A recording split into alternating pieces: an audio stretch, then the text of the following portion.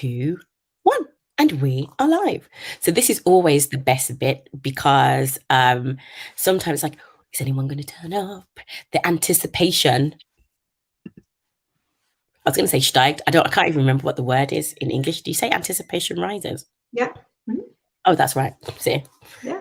The English is a little bit rusty because sometimes the other German phrases just sound just shorter, more clipped. Yeah. I don't think anyone's ever said the German language is shorter and more clipped. Have you seen the length of the words? They're this long. I know, but the thing is, I have a strange, well, it's not probably not strange. I have a love affair with the German language. I've always loved it. People always like, are you strange? I'm like, potentially. That's why I like German speaking men. I don't know. It's a thing. But you know, not many people do say it's clipped and succinct, but you know, like when your brain's just ticking and you're like, what phrase am I looking for? The German one came first today. So there you go. Well, I don't know who's here yet because we stream to LinkedIn and also to YouTube. I can't always see who's here, but if you are there, feel free to leave comments for us. We can see them. If you're shy, we also appreciate that. You don't have to say anything yet. But Amy and I aren't shy, so we will definitely have stuff to say as usual. I like to give everyone like a couple of minutes to join first, and then we can kick off. Okay. And a couple of minutes. I should have probably played music, but this is like really for me. I'm like, oh, come on, someone say hi. Don't be scared. Don't be scared. We're here. And I'm really excited for this. I'm really excited for this conversation because I also read an article. Hold on. Did you post this article about Melinda Gates? No, it wasn't you. Maybe there was one in the Financial Times saying like, now that she's going to divorce Bill Gates, what will she do with all her money because she's been heavily involved in giving and all that kind of stuff. So I'm really interested to see as well what happens. Yeah. And I think that many of the organizations that the Gates Foundation fund are wondering how that will all work too, because oftentimes in divorce they separate the foundations. So it'll be a question of whether the one foundation makes a transfer to a new foundation and then they go with separate missions. But the only thing we've seen so far is said that they plan to work together. So we'll see how that transpires. Hi, Charlene. Hi, John. This is the fun part when you start to see some of the comments coming through. So it's been 3 minutes, so I'll do a quick introduction. I'll leave the banner up in case anyone still wants to say hi while we're talking, and then we can just go from there. So for anybody who doesn't know me, I am Leanne Meyer, the founder and managing director of LM Consulting, a management consultancy that specializes in helping companies increase gender representation in management and senior leadership, but also not forgetting the racial equity piece by making sure Black women and women of color aren't left behind in making progress, in structures, in contribution, and ultimately in having a gender balanced and equitable workplace. So today I am really, really excited because you all get to see this, but Amy is so good at providing context framing and bringing a new view, and she's done that for me as well on so many topics. So I'm really excited to really be talking about how we embed value in business, because and I myself was also included in this group, when I thought of philanthropy or high net and ultra high net worth individuals, I didn't really think about their values being aligned to anything besides money. If I'm completely honest, I was on that side of the fence for a very long time. And in course of the years, and I'm still on the journey of learning, I've started to see that philanthropy is one of the ways for us to express our values and also to make an impact. So without further ado, Amy, I'm handing over to you to give a nice summary as to who you are, what you do, and we can go from there. Well, good morning. Thank you for having me. My name is Amy Blackwell, and I'm London-based. I'm a partner with the firm Acorn Capital Advisers, and we work with families, family businesses, family offices to untangle all the complexities that are associated with multi-generational wealth. And that's everything from, how your assets are managed, by whom, and in what way, to your impact strategies. So I work with families to build consensus across generations and bring in impact goals. And that can be how they plan to invest their assets for return and impact, whether they embed ESG values into their investments, and whether they're looking at sort of venture philanthropy or philanthropic grant making. And then we also help families build their family office, look at how you decide what a certain family is going to be known for. What does it mean to be a Blackwell? What is your legacy intention? What do you want to be known for? And what do you care about? And how do you put that into your family business, if you have one? How do you put it into the investment decisions that you make in your family office? How you engage with your staff and the other family members, and how you engage with the broader world in achieving your impact goals in the world around you. So it's a lot of fun, and I love what I do. And I love hearing from families and finding that when they think there are very few things they can agree on across generations, when you peel it all back and you start with the basic core values of the family and what they've cared about in the past and what they want to care about in the future, they have way more in common than they have as conflict. And it's fun to help families identify those things. That's a really interesting concept, just from the part about multi-generational values, finding, because sometimes you think about older generations being not stayed isn't potentially the right word, but somehow stuck in their moment and kind of only wanting to help in certain ways. But I like the fact that you bring the generations together to find that commonality so that they can still create a legacy that everybody is proud of. So usually when you're thinking about kind of building value or embedding values, is it kind of impact related most of the time, or is it just, we believe in, we stand for? Like, how do you usually frame that? Where do you start in that kind of process? Well, I mean, when it comes down to values, it can be as simple as, in our family, our word is our bond. In our family business, we work with people within our supply chain with true partnerships. And, we champion startups because we were once a startup. Or we like to give, growth opportunities for, businesses that have strong value-led purpose. So it depends on what the family cares about. So it doesn't always have to mean, I want to help people in the global South with educational opportunities, and that's going to frame our whole entire family. Right. It starts with your core values. Do you believe that the opportunities you've been given have opened the doors that have been, your whole life? Okay, well, if you do, then how do we take that from this is what we do in our business? We give opportunity to a broader impact strategy of we unlock opportunity for people in another geography or in our neighborhood. We're working right now with a family where they were the largest employer in their town, and what they've decided to do is build a foundation that will do very hyper local giving to give opportunity and new vision for this community. And, that's a lot of fun because that's about questioning, what does this family stand for? Well, we made our wealth based on this community and their loyalty to our company. And, not only were these people employees because they were the largest employer, but they were engaging with the business itself of the company as customers. And so, when you think about how do you then turn around with gratitude to a community that has built up your sort of local dynasty, well, these are really cool opportunities to decide what you want to be known for in the end. Yeah. And to also be able to give back to the community. So I think what you're saying there also says it's not just about giving, or it's not just about creating value. If you have a huge company, it's about taking these principles fundamentally to think anything that you do when you're running a business, or even as the individual. We all have our own personal brands.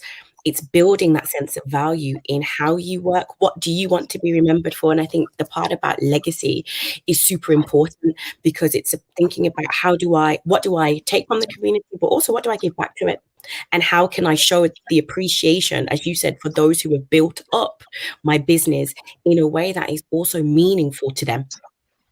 And the thing is, it's not all about touchy-feely, feel-good stuff, because there's real practical reasons for a family office or a family business to care about what their public face is. And one of those, interestingly, is deal flow for private investment. There are a lot of family offices are engaging with co-investment and private investment for private equity or venture capital. And there is currently a shortage of good deal flow.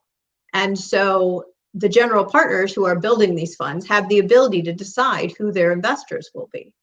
And there's lots of evidence to show that family offices that are very authentically driven by values, so that there is a public understanding of what they stand for, are more likely to be invited to invest than ones that aren't purposeful with their wealth. And so, there are real concrete benefits to taking the time and figuring out how across a family to be purposeful with their wealth. And I believe that a lot of this concept of having great responsibility with wealth, a lot of it is being driven right now by the next gen wealth holders who are coming up through families and saying, we have a responsibility to do something worthwhile with our wealth and the opportunities that we have been given. And it goes back to that concept of to whom much is given, much is expected. And so when people denigrate next gen and act as if they're shallow and they're going to, all spend money on Ferraris, and, that's not my experience. My experience with next gen wealth holders is that they are incredibly focused and attentive, and they believe that they have an opportunity to leave the world better than they found it.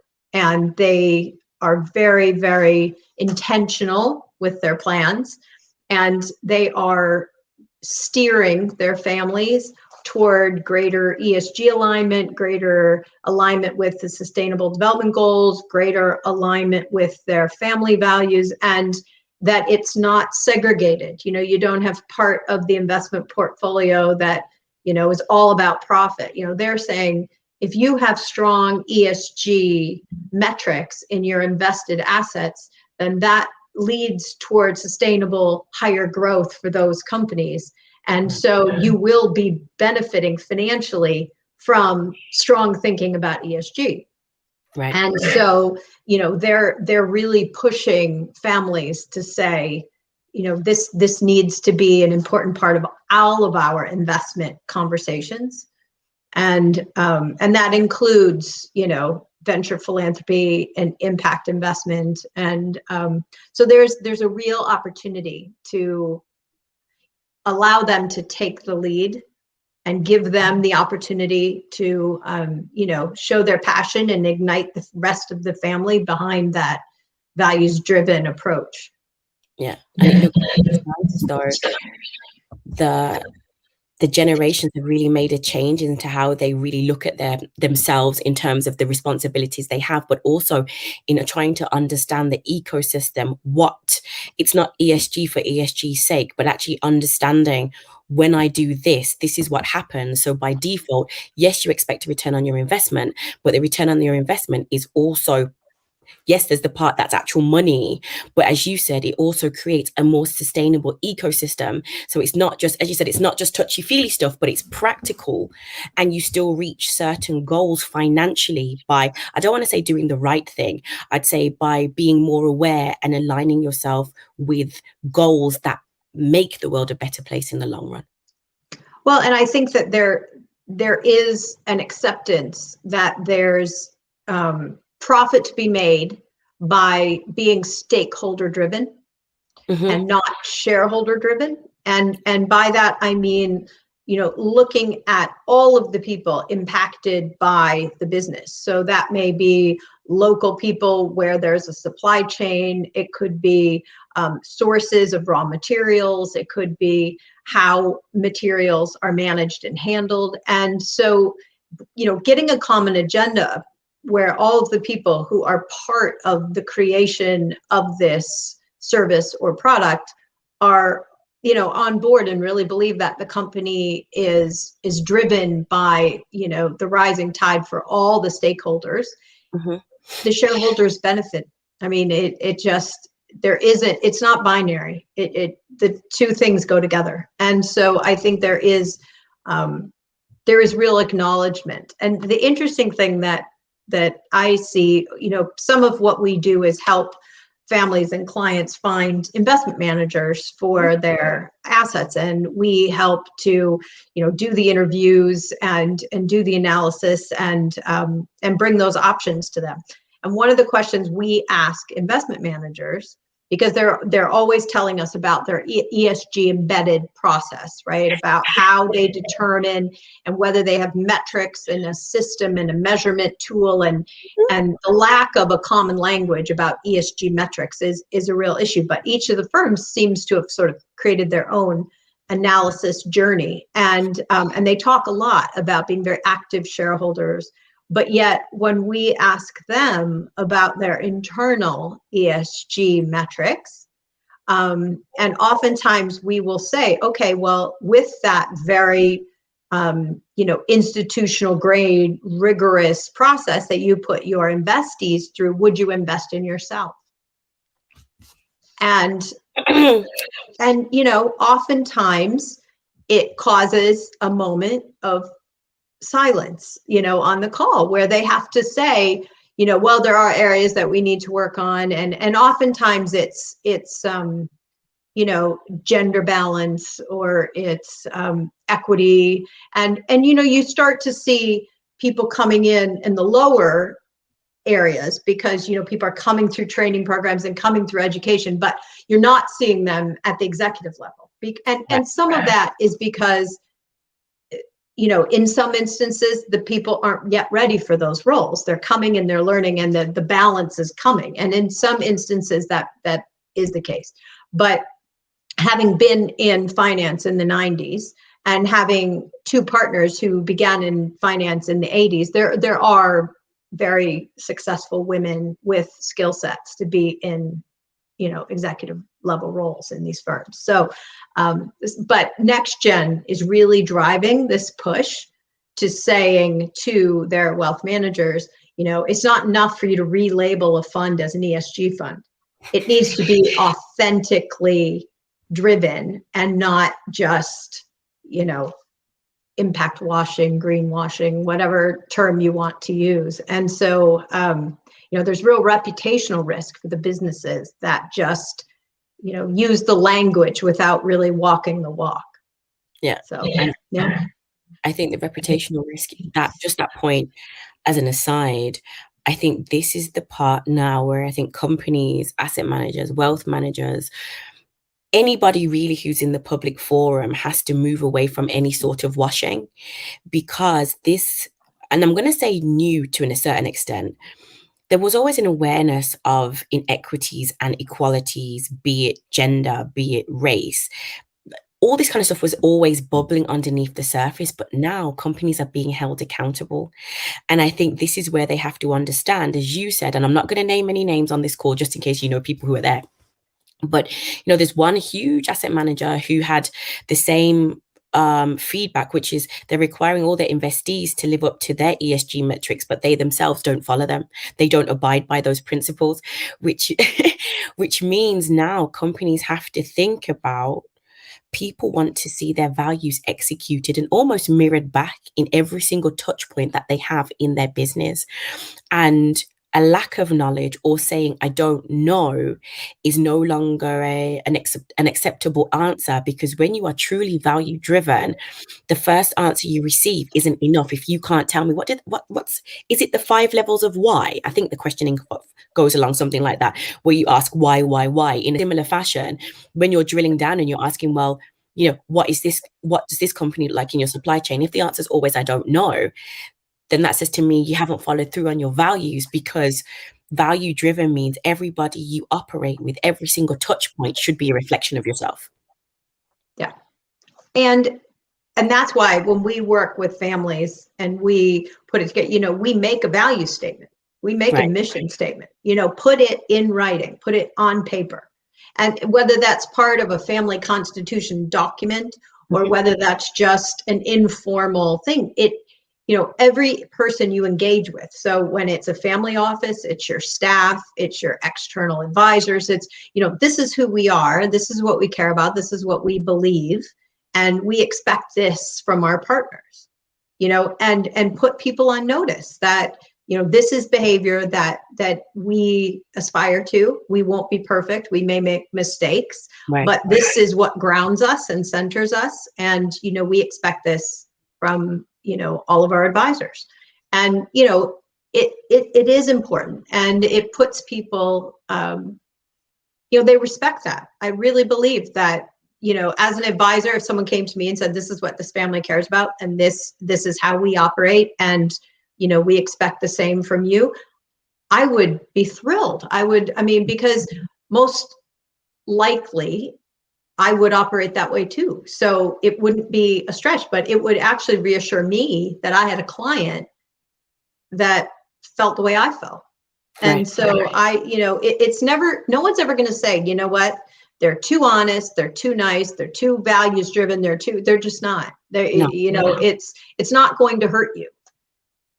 So it's, it's a real opportunity. And, the thing is, there is we have a divide between wealth holders and non-wealth holders in this world. And that divide is getting bigger. And that disparity of wealth is creating animosity. And wealthy families and successful businesses, have to think about the reputational risks of how they behave.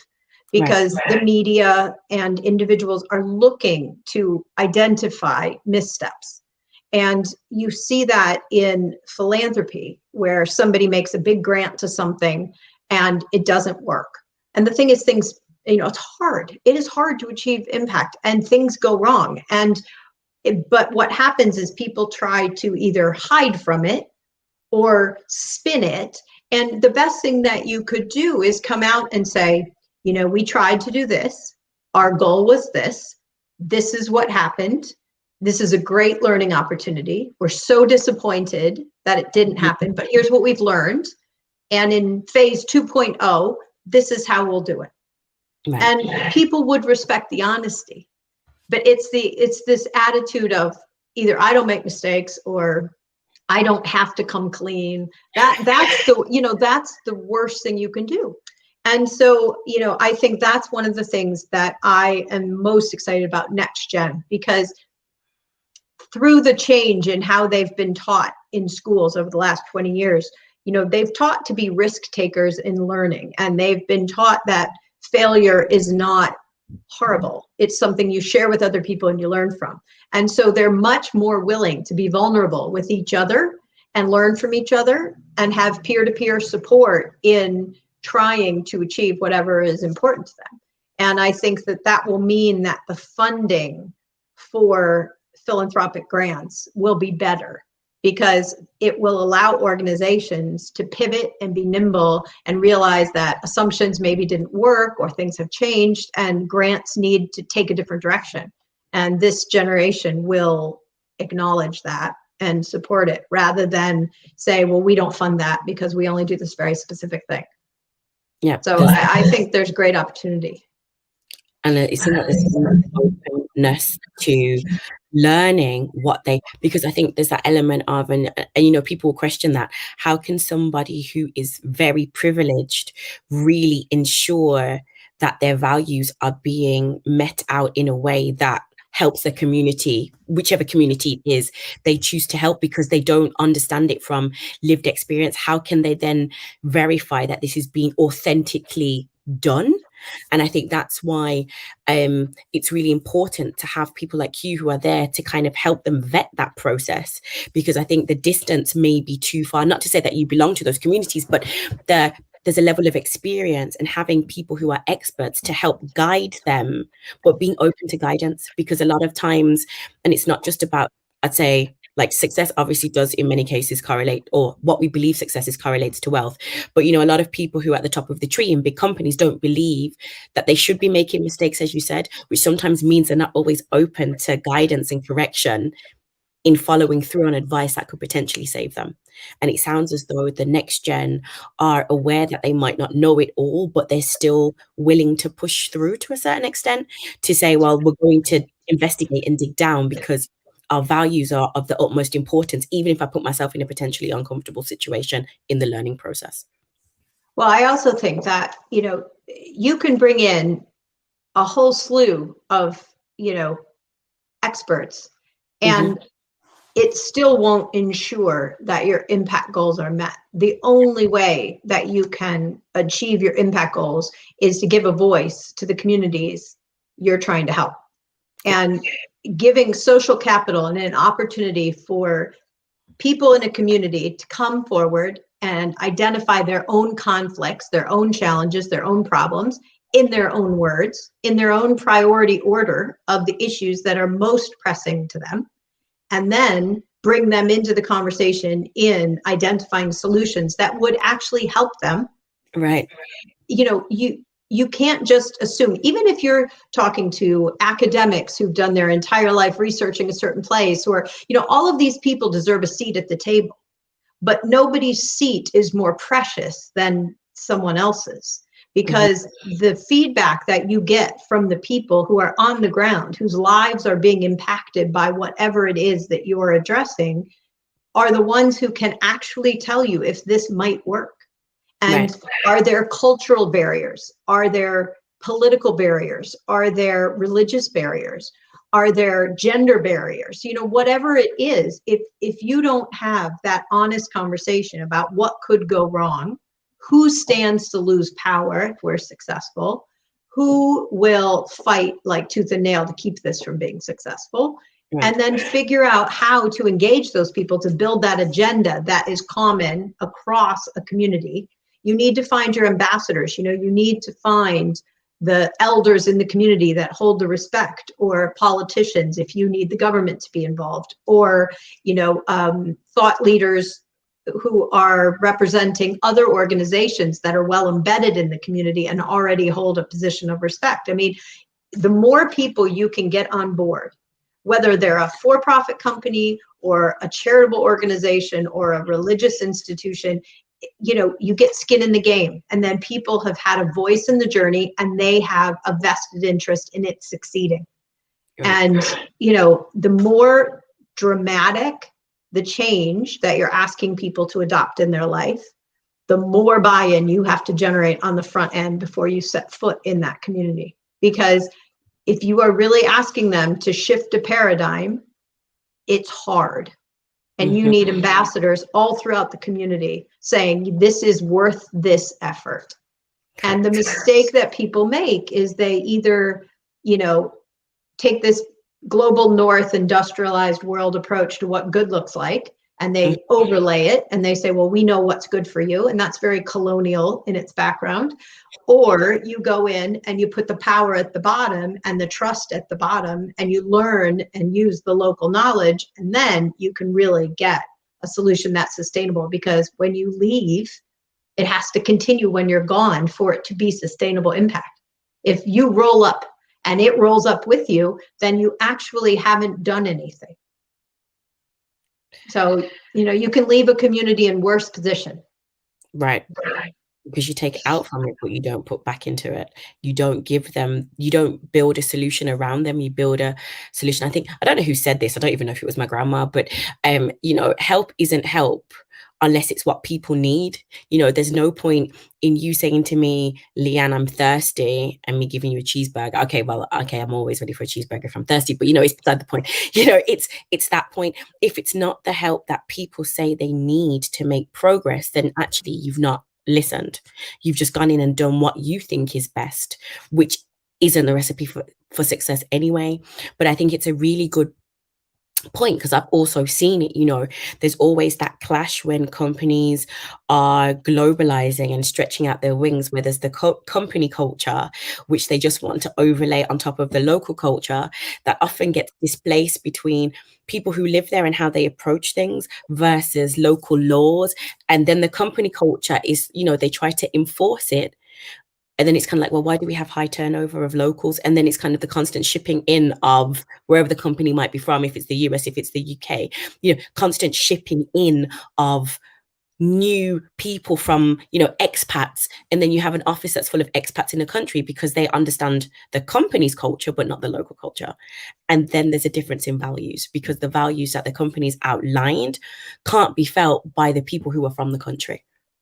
Well, and it's a self-fulfilling prophecy, because if a company comes in and says, these are our corporate values, and this is how we operate, and this is the fill in the company name method, then, and they don't take the time to figure out what the work culture is like for people, what their family needs are, what kinds of, what are the school expectations? What are the hours of the day? I mean, do you need to shift the working day? Do you need to break the working day into 2 bits? Do you need to allow people to work from home for some of the time because of other requirements? And so if you don't do that, then you will have turnover. And then when you have turnover, the company will look internally and say, see, we can't work with these people. We showed up, we tried, now we have to bring our expats in.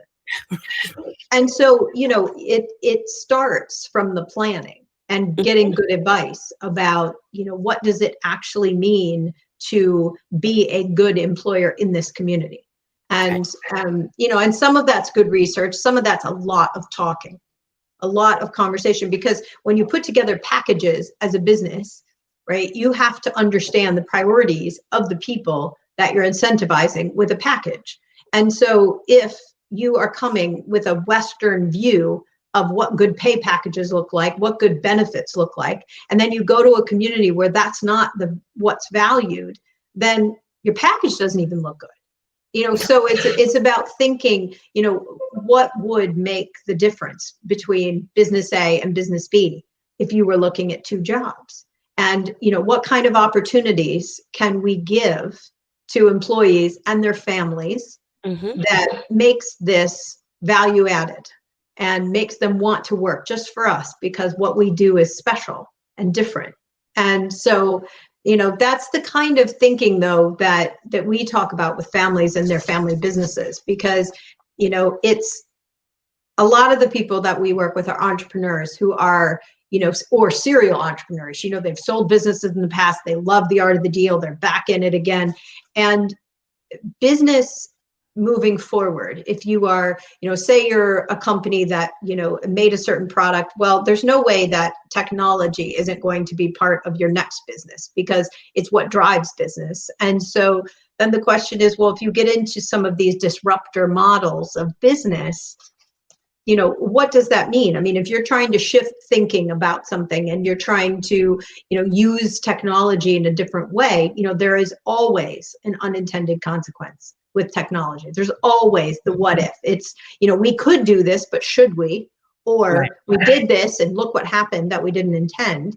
And so if you aren't values driven and you haven't thought about purpose over profit, then you will fall into pitfalls. And not only are they reputational, but they can have significant consequences for people who, have nothing to do with your family. The ripples can be felt far beyond the decision makers. And so, you have to decide whether you want to be a community member or if you want to be a boss. And there's a difference. Oh, that's a powerful statement. You decide whether you want to be a community member or a boss. Yeah. And I would say that a lot of the next gen that I talk to want to be part of a movement. They want to be part of a community. They want to listen and learn from each other and be part of something bigger than themselves. And so I really do think that it's shifting. And I'm going to be doing some work with a really wonderful venture capital firm that is investing in impact-driven tech businesses. And they are, in my view, very brilliantly putting together advisory boards for each of their investees. And part of it is to embed ESG values and thinking in the DNA of the businesses from day one. And I think that's a brilliant approach, because it is a lot easier to say, this is what we care about, this is how we're going to operate from the minute you start, than to try and retrofit it into an existing model. And so I applaud them for, walking the walk themselves and saying, internally is what we care about, this is how we're going to operate, but we are not investing in businesses that don't mirror our thinking. And so I think that that's, it's smart. It holds them up to a higher standard and says that, again, it's that question of purpose over profit. And, and there's no reason why they can't both exist. But if you are purpose driven, you should be able to make great profit. There's no reason. No, none of it.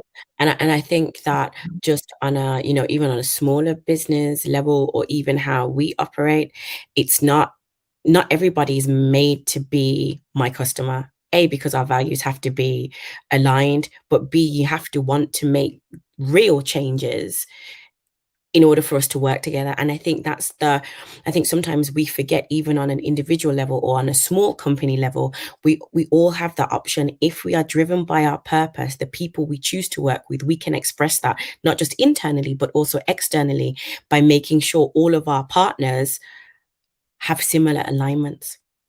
Well, and people are really clever. They're able to see when a company is going through a box ticking exercise. They're really good at seeing that it's all smoke and mirrors, that there's really nothing of substance happening here. And, and it's when you start to peel the onion and you start to ask the slightly deeper question, and you see the exchange on the face and you think, I don't have answers. I only have bullet points. What do you mean? I can't go below that. I have talking points, So it does catch you out. I mean, you can pull it off for a short period of time with a certain audience. But, younger people are using consumerism as a reflection of what they stand for. And they will name and shame. They will call out bad behavior. They will identify a company that is exploiting labor in their supply chain, or, having chemicals come out of a treatment plant for cotton for shirts, or, whatever it is, they will call it out, and they will use their social media and their voice, and they will amplify it all over. And you get this influencer impact where companies make a mistake and the world knows. Right. And it is not worth cutting that corner when you end up amplified all over social media. And, all it takes is a few people with huge numbers of followers, and you're in a really big hole. Yep. Of your own doing. Yeah, and we've seen it time and time again. We won't name all of the brands, but the ones who have said, we stand by Black Lives Matter, and then there's an Instagram feed with however many thousands of employees saying, well, that's not what they do on the inside, or it's the clubs that say we're all about women, but once again, people are coming out and saying, well, that's not how I'm treated as a staff member, that's not how I'm treated when I'm a woman of color, or the stories are endless, because social media has made it possible to share your opinion and for it to get traction, especially with hashtags. And I think this is where companies now have to be aware as to how they're aware of the strength, the power of social media, but they sometimes don't realize that it will be used against them, and they can be an overnight sensation, but not in a positive sense, for their behavior, their bad behavior, for their, this is what we've said out loud, or this is our press release on how we view XYZ. And this is what we're really doing. And it's not that difficult to anonymize this stuff. Yeah. Well, I mean, how many times have you seen high-end fashion brands that come out with some sort of either it's an environmental slogan T-shirt or something, and it becomes a big status symbol to own that T-shirt or sweatshirt or whatever. And the idea is, this is so great, buy this, and we're going to give a portion of it to, some charity. And the thing is, somebody looks into it. Someone always looks into the fine print, right? And they find out that the t-shirt was 200 pounds and they're giving, 20 pounds a t-shirt to the charity. And then the t-shirt itself was made in a place paying less than, how much per day to its workers. And the whole thing blows up. Yeah. And you think, okay, we could have looked around that corner and we could have prevented that from happening. And, but yet it happens more than one. I mean, it doesn't end up being a strong enough warning to other companies who turn around and make these kinds of preventable mistakes. No, because sometimes we won't be that stupid. So what we'll do is we won't go to this factory. So the cost price might be £5 for them. So we'll do one that's more expensive, but we'll still make sure that our profit margins are roughly the same. And it's that part of not thinking, let's change the problem. Let's solve the problem and say, well, we're going to sell a £200 t-shirt. And it actually might cost £150 to be made because we've done fair stuff. And then we're going to give all of that money to the charity. Or, really explain it. People aren't stupid. No. And so, there are so many organizations that could say, okay, why does this cost X? Right. Break it down. Because we care about this, so we pay that. Because right. We have standards for this, so we pay that. And break it down. I mean, because I don't think people are saying that companies don't have a right to make a profit. I really don't believe, and I think that, social enterprises and purpose-driven, impact-driven companies, there's a lot of support for people. And in fact, I think a lot of loyalty from consumers for companies that are very authentically doing this. But there's this sense that, they don't want to identify the fact that they're making a profit. And I don't think people are saying you can't make a profit. I just think they're saying, don't lie to me.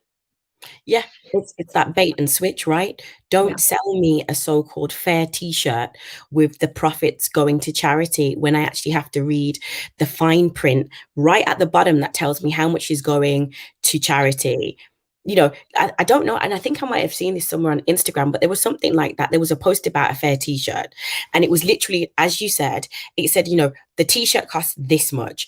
Because we did it here and not there, it costs that much. And they showed, maybe they made 50% profit on the t-shirt, but they actually showed you how much. And then they said, this is how much we donate.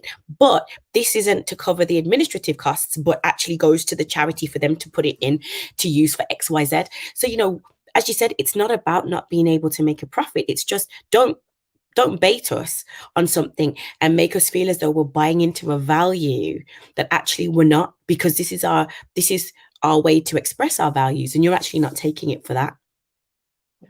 I mean, I think what can happen though is you can end up in a situation where people just feel paralysis. If it's a tipping point, we have to be careful. If everything is a reaction that is so punitive that companies feel frozen and they're so afraid to make a mistake because the public backlash is so severe that then it just freezes. And so, I think that there is value in just taking the first steps of that journey. Admitting what you don't know is a step. Saying, I need to get help to figure out how to do this. I'm committed to doing it well. I have no idea where to start. That is far more attractive, to me at least, than the company that hides behind the curtain. And eventually that little bit of vulnerability of saying we need help, and go to your employees, go to your the stakeholders in the communities where you ask questions, understand how people feel, and give people a safe place to be honest. Right. Because I think that's the hardest part. I mean, if you want to talk about policies within a company and, well, then let the people who are impacted by your policy have a safe space to discuss it, because you're never really going to understand how you are perceived if people think they're going to be penalized for having opened their mouth. So, and the best companies are the ones that say, okay, come in here and disagree with me. Help me understand. And then truly absorb that. Because, this younger generation is less likely to start with a company at 20 and be with that company at 60. They just don't operate that way, right? They move around, the loyalty there, and it goes both ways. Companies aren't showing a huge amount of loyalty to employees, and employees aren't showing a huge amount of loyalty to employers. So they feed off each other, right? They're just going to leave. Why should I invest in their development? Or no one invests in my development, so I'm going to leave. So then, so the point is, if you don't offer a benefits package that speaks to the needs of this younger generation of worker, then they're going to go find a company that does. And that may be you get 3 days off a year to volunteer. You get to commit to, we will match your giving, and we will, for every hour you donate, we'll give X. Mm-hmm. Or, and those are the kinds of things, or we will give you opportunity to go and, learn. So if you're in a wealth management firm, maybe you get an opportunity to take courses in green finance, sustainable finance, or you get to do the things that you're passionate about to develop yourself in a way that isn't a corporate ladder, but is your own developmental ladder. And, those are the kinds of things that will differentiate a firm from another firm in the same sector, because they have stopped, they've asked this cohort of employees and said, what are the 10 things missing from your benefits package that would matter to you? Because oftentimes the answer isn't that hard to implement. But because they imagine that it's a huge mountain to get up and over. But when they really look at it across the community of employees, what they might want or ask for isn't as significant as you think. I mean, it may be a better recycling policy. It may be a strong, approach to carbon footprint. It may be a more legitimate ESG approach within the firm. I mean, it may be things that aren't necessarily what employers think of as, oh boy, a more expensive pay package is what they're going to ask for. And oftentimes that isn't the differentiator between what they would identify as a great company to work for and one that is you'd work till you found a great company to work for. Right. Because we are being motivated by values, and as you said, it's that part about understanding what do people need to feel as though their employer understands them, because that, as you said, it feeds into their loyalty, it feeds into their longevity, but it also feeds into their feeling of actually doing meaningful work and working for a company who also wants to add meaning to the environment, to whatever it might be, but understands how they want to work, because they've already said that the next generation don't necessarily want to. They're happy to work hard, but they don't necessarily want to sit in an office for 8 hours to do that. Right. Yeah. Well, and I think that the one thing that comes out of this pandemic is that people have rethought what working means. And what it can look like, and what can be effective, and where there is value in physically being together versus what you can accomplish from an efficiency perspective when you engage this way. So I do think that it will afford people a flexibility in their professional lives that didn't exist before COVID. And it's very cultural, I think, in different parts of the world. The work culture, is very office driven and, regimented. And in other places, it's much more flexible. And I think this has forced the world to embrace a more flexible approach. And it may, it may not stay this flexible. It may boomerang back to a mix. But I really, truly don't think it's ever going to go back to a really, really set, rigid, 9 to 5, Monday to Friday in the office workplace. Because I think that what people realized is that, there's a balance to be had, and that, there are definitely people who are dying to get back to the office and share and have those experiences. And there are other people whose lives have become infinitely easier not commuting and being able to give more to their company because, they've saved 3 hours a day in commuting. And they're a more well-rounded person because they can have, an hour-long yoga class, or they can go for a run, or they can, be with their children that many more hours a day. So I think, but that's in and of itself is part of a package, analyzing a package. What makes you a great employer is, how do you embed flexibility into your culture? And don't think that is not hard to do, because it is one thing to say we're totally flexible, you can work from home. But the problem is if you say, okay, you just have to be in the office 2 days a week, but you don't set up which days, or you don't, well then what's the likelihood that you're ever going to have a team all together? I mean, you're not, because everybody's 2 days will be different 2 days. And so it is not as easy as it sounds in defense of businesses that are trying to figure out how to adopt a new normal. It is not simple. And so employees need to be flexible and understanding while everybody figures it out, because it isn't black and white. No, it really is. And I'd say out of personal experience, I agree with you on COVID bringing a new level of flexibility. But I would also say, like, beforehand, I remember wanting to work from home, and I almost had to justify my reasons and sign my life away in blood because there wasn't that corporate trust. And at the time, I think, what was I was going into the office Tuesday, Wednesday, Thursday, or something like, or maybe it was Monday, Tuesday, I can't remember. But anyway, I know that there was one Friday I was definitely working from home. And at that point, it was like signing my life away in blood. But what we've realized is when we need to, it's all possible to work from home. I think the part about being flexible is also understanding what the needs are of the employees, but still, like to your point, that there still has to be a point where everybody comes together for it to make sense for the employer. Yeah. And there has to be trust. There has to be trust. And I think that what the pandemic has taught companies is that in many instances, I know in my circumstances, I'm working longer days than I would have otherwise. And most of the people I know are finding that they're working harder from home.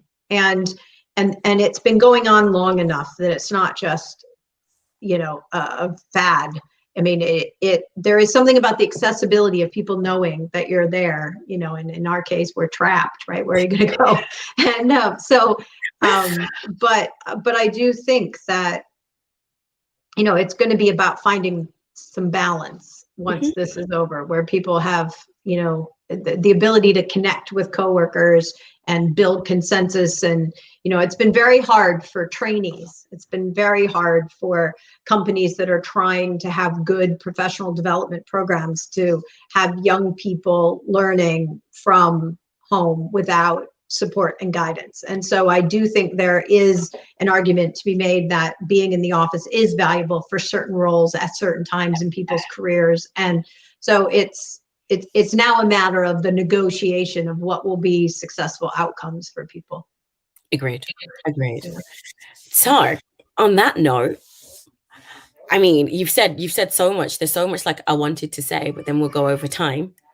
But it really is the main part for me is that embedding values isn't easy, but as soon as you commit to doing it, it will then have that knock-on effect that you will seek to make sure everything you're doing is aligned, but it doesn't necessarily mean it's the easy option. Yeah. And you're a mom like the rest of us. And you should celebrate the fact that you're doing the best you can, just like everybody else. So with the screaming in the background. Yeah, so, you know what? We've all been there, and we're all doing the best we can. And I think that's what we have to remember for businesses. Start. Just start. Take the first step and get help. get help. There are advisors who help you and can take you on this journey and help you look around corners and, you know, make it a little bit less challenging and fraught with risk. Because, you know, if you try to pretend that you know how to do it, then there may be a few pitfalls. So, yeah, just a few. And what do they say? It takes years to build a reputation, but a second to damage it. Yeah. Or they always say, you know, they take away your reputation on the first page of the newspaper and give it back to you on the 10th. Right. So, you know, and, but anyway, it's been a pleasure. Thank you for having me. And, you know, we're happy to help. Untangling complexity is what we do. I like that. Well, do you know what? The pleasure has been all mine. There's so much to take from it. And I think for a lot of us, it's so interesting to hear how, when I say the world works, the world that I don't necessarily see, like what is going on, how are people still looking to leave a good legacy, change the world and leave it better, better than you see it, because you do often have this preconception that, you know, wealthy people just think about spending their money in ways to make their lives better, but you don't always think about how they're looking to make impact in a way that really enriches communities, not just kind of make a profit on the other end. Yeah. And there are, you know, a lot of really exciting ways to achieve impact in your everyday life and in big projects. You know, it's about baby steps. I'm with you. But the first one is the critical one. Take the step and, you know, take the step. It's scary. We know it's scary, but inaction is also a choice. And that's what I wholeheartedly believe. You can say it's scary, but at the same time, if you do nothing, you continually perpetuate it. Oh, thank you, Natalie. Thank you. Thank you, Charlene. So until next time, and thank you so much, Amy. You can find Amy under this name on LinkedIn, so please feel free to reach out to connect. So bye. Bye. Thank